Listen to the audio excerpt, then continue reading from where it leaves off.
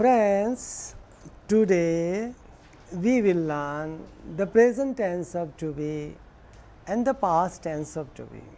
મિત્રો BE મતલબમાં સાદો વર્તમાનકાળ છે એના પ્રેઝન્ટ ટેન્સ ઓફ ટુ બી, એટલે સાદા વર્તમાનકાળનો ટુ બી જે ક્રિયાપદ છે એના કયા બીજા રૂપો હોય છે અને તે જ પ્રમાણે ભૂતકાળના ટુ બીના રૂપ કયા હોય છે. તો તમને ખબર હશે કે ટુ બીની અંદર આપણે ઇઝ એમ આર હંમેશા વાપરીએ છીએ, મતલબ છું છે છીએ આવું કહે છે. અને પહેલાંની અંદર છે પાસ્ટ ટેન્સ ઓફ ટુ બીની અંદર વોઝ એન્ડ વર, મતલબમાં હતો અને હતી. તો આપણે એના દ્રષ્ટાંત સાથે આપણે જોઈશું અને તમને બહુ જ મજા આવશે. You will enjoy lot. We will see that the past tense of to બીની અંદર આપણે પ્રેઝન્ટની અંદર એમ અને ઇઝ છે. આઈ એમ ટાયર્ડ નાવ, હું હવે થાકી ગયો છું. Is she at home now, શું તેણી હમણાં ઘરે છે. The weather is nice today, આજે હવામાન સરસ છે, આજે ખુશનુમા વાતાવરણ છે. અહીંયા આપણે જમણી તરફ જોઈશું તો તમને ખ્યાલ આવશે કે the past tense of to બીની અંદર વોઝની અંદર જે રચના છે તેને આપણે નિહાળીશું. I was tired last night, હું ગઈકાલે રાત્રે થાકી ગયો હતો. તો એના પરથી તમે વિચાર કરી શકો, થાકી ગયો હતો એટલે આઈ વોઝ ટાયર્ડ, હું હતો આઈ વોઝ, થાકી ગયો હતો તો એની અંદર ટાયર્ડ અને લાસ્ટ નાઇટ એટલે ગઈ રાત્રે. અને was she at home yesterday morning, ગઈકાલે સવારે તે ઘરે હતી. આ રીતનું વાક્ય છે અને બહુ સ્પષ્ટ છે. વોઝ સી તે હતી, શું તે હતી, ક્યારે, એટ હોમ, ક્યારે, યસ્ટરડે મોર્નિંગ, ગઈકાલે સવારે તે ઘરે હતી. અને બીજું વાક્ય છે ગઈકાલે હવામાન સરસ હતું. The weather was nice yesterday. અહીંયા બંને તમે વાક્ય જોશો તો તમને ખ્યાલ આવશે કે એક વાક્ય જે છે વર્તમાનના રૂપની અંદર છે અને ઇઝ એમ આરના સંદર્ભમાં છે, બીજું વાક્ય વોઝના સંદર્ભમાં છે. અને વોઝ જે છે એ વોઝ એટલે હતો એ અર્થની અંદર છે. આપણે આગળ ફરી જોઈશું. અહીંયા આપણે જોઈશું the present tense of to be. Present are છે, યુ આર લેટ નાવ, તમે હમણાં મોડા થયા છો, મતલબમાં તમે આજે વહેલા નથી આવ્યા, સમયસર નથી આવ્યા, પણ તમે આજે મોડા પડ્યા છો એ અર્થની અંદર છે. દે આર નોટ હિયર નાવ, તેઓ અત્યારે અહીં નથી. અને પછી આપણે પાસ્ટ ટેન્સ ઓફ ટુ બીની અંદર જોઈશું past var.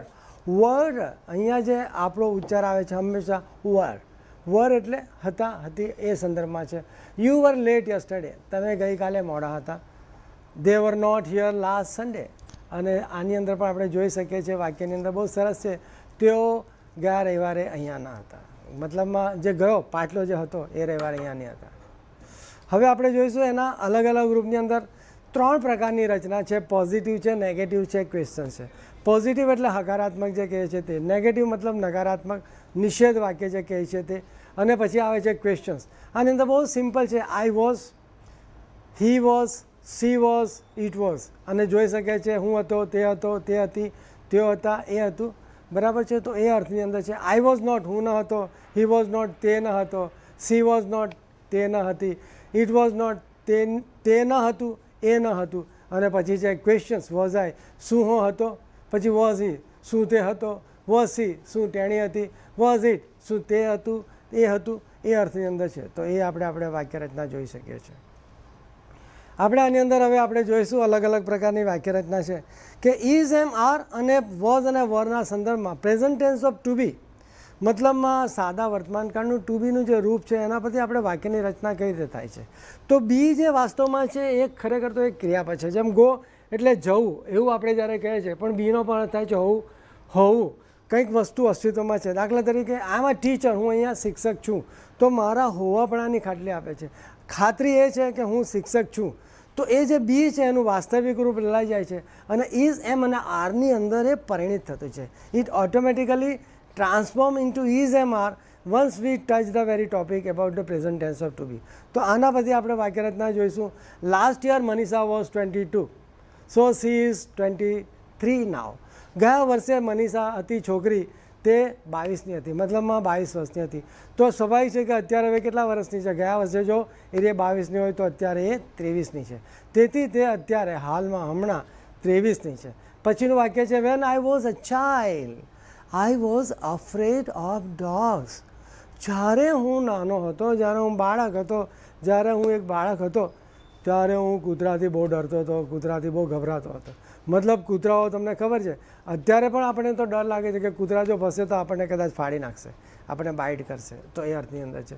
V were tired after the journey but we were not hungry. અમે મુસાફરી કર્યા બાદ થાકેલા હતા, અમને બહુ થાકનો અનુભવ થયો, પરંતુ અમે લોકો ભૂખ્યા નહોતા. મુસાફરી કરી, મજા કરી, પણ થાકી ગયા હતા, પણ અમે ભૂખ્યા ન હતા. એ અર્થની અંદર વાક્ય છે. બીજું વાક્ય છે the hotel was very comfortable and it was not expensive. Hotel ખૂબ જ આરામદાયક હતી, પણ તે કોઈ સંજોગોની અંદર ખર્ચાળની હતી, મોંઘી નહીં હતી. મતલબમાં you can afford and stay in the hotel. તો એનો જે રેટ હતો બહુ ઓછો હતો, એટલા માટે અહીંયા આપણે લખ્યું છે એક્સપેન્સિવ, ખર્ચાળની હતી. Where were you at 4 o'clock yesterday afternoon. ગઈકાલે બપોરે 4 વાગે ભાઈ શ્રી તમે ક્યાં હતા? આપણે આવા પ્રશ્નો કરી શકીએ છીએ જો એના પરથી. તો અહીંયા પ્રશ્નાર્થની અંદર પણ કેટલા અદ્ભુત વાક્ય બને છે. અને પછી આપણું બીજું વાક્ય છે આગળનું, was the weather good when you were on holiday. Was the weather good when you were on holiday. જ્યારે તમે છુટ્ટી માણી રહ્યા હતા, જ્યારે તમે રજા પર હતા, ત્યારે કેવું હતું ભાઈ? હવામાન સાનુકૂળ હતું કે નહીં? મજાનું હતું કે નહીં? ખુશનુમા હતું કે નહીં? તો કે હા, હવામાન તો બહુ સરસ હતું. The weather was very good. It was chill, it was cold. અરે વાહ, મજાનું શીતળ વાતાવરણ હતું, ઠંડી હતી, પસીનો નહોતો થતો. એ અર્થની અંદર આપણું વાક્ય છે. પછી આપણે જોયું those shoes are nice were they expensive. અહીંયા તમારા કોઈ ઘરે આવે છે અને તમે જોડા ખરીદ્યા અને ત્યાં દૂર મૂક્યા છે, એટલે કે ભાઈ પેલા જોડા કેટલા સરસ છે. તો આપણે એને સ્વાભાવિક રીતે પૂછીએ કે ભાઈ તે મોંઘા હતા? તો આપણે કહીએ those shoes are nice were they expensive. તો મતલબમાં શું છે? પેલા જોડા બહુ સરસ છે, પણ શું તે મોંઘા હતા? ના રે ના, એ તો હું 100 રૂપિયાની જોડી લાવ્યો હતો, કોઈ એવું કહેશે. અને કોઈ કહેવા પણ છે કે 100 રૂપિયાની જોડીની સામે એ જોડી, એ જૂતા છે, એ જે જોડા છે 10,000 રૂપિયાની અંદર પણ જોડ્યા છે. It cost you 10,000 rupees for such a nice shoes, અને these are the branded shoes. તો એના બધા મોંઘાઈ છે. દાખલા તરીકે આપણે કહીએ છીએ કે બાટાના શૂઝ બહુ મોંઘા હોય છે. પછી હસ પપીસ કરીને there are another brands which is also costly. So whenever you go, when you can afford, then you can buy such kind of shoes. When you want a reasonable price, then there are varieties of shops available in the market. અને એ માર્કેટમાં તમને અલગ અલગ પ્રકારની વસ્તુઓ મળે છે. કોઈને સસ્તું જોઈએ છે, કોઈને મોંઘું જોઈએ છે. તો એવી રીતે વસ્ત્રોનું છે, તેવું જોડાનું છે, આપણા વસ્ત્ર પરિધાનનું છે. તો મિત્રો આ ઇઝ એમ આરના સંદર્ભમાં આપણા વાક્ય છે. બીજું આગળ વાક્ય છે ગઈકાલે તે ગુસ્સે કેમ હતી? કારણ કે કંઈક થયું અને એના કારણે સુતા. તો એના પ્રશ્નાર્થની અંદર આપણે પૂછ્યું why was C angry yesterday? ભાઈ હતી, સી વોઝ એંગ્રી. ગઈકાલે કે ગુસ્સે કેમ હતી? હવે નિષ્ફળ ગયા હોય, નિરાશ થઈ ગયા હોય, ડિપ્રેશનમાં હોય, તો ક્યારેક ક્યારેક માણસ ગુસ્સા કરતા હોય છે. અને પછી આવે છે શોર્ટ આન્સર્સ. મતલબમાં અહીંયા આપણે સંક્ષિપ્ત જવાબના રૂપની અંદર વોઝ ઇઝ એમ આરના સંદર્ભમાં આપણે જરા વાક્ય જોઈશું. બહુ મજાના વાક્યો છે, અહીંયા જોઈ શકીએ છીએ. હકારાત્મક વાક્ય છે. અહીંયા આપણે જોયા છે યસ, વી વર. પહેલું વાક્ય છે I was, he was, she was, it was. અને પછી બીજું વાક્ય છે વી, યુ, દે. મતલબમાં વી વર, યુ વર, દે વર.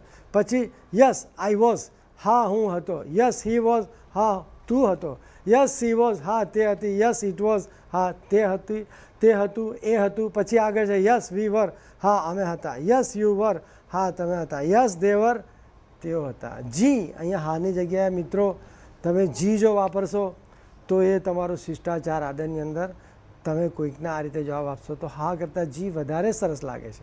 એ મૃદુ છે, એની અંદર એક આકર્ષણ છે. તો તમે જી પણ શબ્દ વાપરી શકો છો. હા તો આપણો પ્રચલિત શબ્દ છે, એટલા માટે મેં અહીંયા રાખ્યો છે. બાકી તમે જી પણ બોલી શકો છો. તો અહીંયા આપણે વાક્યની અંદર બોલો યસ આઈ વોઝ, તો અહીંયા શું થશે? જી હું હતો. Yes sir I was there in the class. Sir જી હું ક્લાસમાં જ હતો. તો આપણે એ રીતે કહે છે, બરાબર છે. અને કોઈને પૂછ્યું were you there yesterday in the class? જી સર હું તો ગઈકાલે ક્લાસમાં હતો, હું ઓરડામાં હતો, હું શાળામાં હતો. તો ઇંગ્લિશમાં yes sir I was present in the class. અહીંયા આપણે હવે નકારાત્મક વાક્ય જોઈશું, નેગેટિવ. અહીંયા નો પરથી વાક્ય છે અને નોની બધી આખી રચના છે. અહીંયા જોઈએ I was not, he was not, she was not, it was not, we were not, you were not, they were not. તો અહીંયા આપણે જોઈએ છે શોર્ટ ફોર્મની અંદર આપણે લખ્યું છે. અહીંયા WREN અને ઉપર જે રેક પરી છે એને એપોસ્ટ્રોફી એસ કહીએ છીએ આપણે. APOSTROPHE એ એપોસ્ટ્રોફે આવી રીતે બોલાય છે. અને એપોસ્ટ્રોફીની અંદર તમે જોયું છે કે એક રેપ લખી છે અને પછી છેલ્લે ટી લખ્યું છે. તો આ એનું એક સંક્ષિપ્ત રૂપ છે. તો અહીંયા આપણું પહેલું વાક્ય છે ના હું ન હતો. નો આઈ વોઝ નોટ. ના હું ન હતો, ના હું ન હતો. અહીંયા આપણે જોઈએ છે no I was not, no he was not, no she was not, no it was. ના હું ન હતો, ના તે ન હતો, ના તેણી ન હતી, ના તે ન હતું. No it was not. No we were not, ના અમે ન હતા. નો યુ વર નોટ, ના તું તમે ન હતા. અહીંયા બીજું વાક્ય છે નો દે વર નોટ, ના તેઓ ન હતા. તો મિત્રો આ પ્રકારની આપણી નકારાત્મક વાક્ય રચના છે. અને પછી આપણે જોઈએ છે બીજી વાક્ય રચના. વર યુ લેટ, શું તમે મોડા હતા? નો આઈ વોઝ નોટ, ના હું ન હતો. Was Mukesh at work yesterday, ગઈકાલે મુકેશ કામ પર હતો. યસ હી વોઝ, જી હા તે હતો. મતલબમાં તે હતો એટલે ક્યાં હતો? જી તે કામ પર હતો. વર ધે એટ ધ પાર્ટી, તેઓ શું પાર્ટીમાં હતા? મતલબમાં તેઓ હાજરી આપી હતી. નો દે વર નોટ, ના તેઓ ન હતા. અને મિત્રો કેટલા સરસ વાક્ય આપણે જોયા, અલગ અલગ પ્રકારના વાક્ય છે. તમે કલ્પના કરો કે ઇઝ એમ આરથી આપણે કેટલા બધા અદ્ભુત વાક્યોની રચના કરી શકીએ છીએ. તો મિત્રો thank you for the day. Thank you very very much. અને I am so happy you just listen to me very attentively. મિત્રો તમે મને ધ્યાનપૂર્વક સાંભળ્યા તે બદલ તમારા lakh lakh શુક્રિયા. Dear students, now we will do the exercise for the chapter which we learnt. વાલા વિદ્યાર્થી મિત્રો, હવે આપણે જે વિષય શીખ્યા તેનું સ્વાધ્યાય એટલે કે